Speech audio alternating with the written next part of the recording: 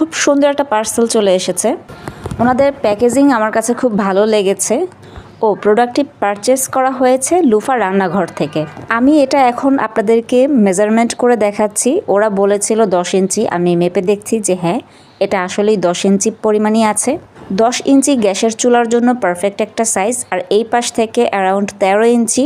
এটার ডিপটা মেপে দেখলাম, হ্যাঁ, ওনারা যেই মেজারমেন্ট ক্লেম করে অ্যাডভার্টাইজ করেছিল এবং যেই ফিনিশিং ওনারা ক্লেম করেছে, একজ্যাক্ট প্রোডাক্টটা ঠিক ওই রকমই পেয়েছি। আমার এই 2 কেজি ওজনের ফ্রাই প্যানটা হাতে নিয়েও আমার কাছে এতটাই স্যাটিসফ্যাকশন লাগছিল, আমি তো বলে এটা বোঝাতে পারবো না। আমি বলবো বেশি ডুবো তেলের কাজ করার থেকে মাছ ভাজি বা যেই সব কাজ আমরা কম তেলে করতে পছন্দ করি, সেই সব কাজ এটার মধ্যে খুব দারুণ করা যাবে। তবে এটাতে রুটি, পরোটা সব কিছুই বানানো যায়।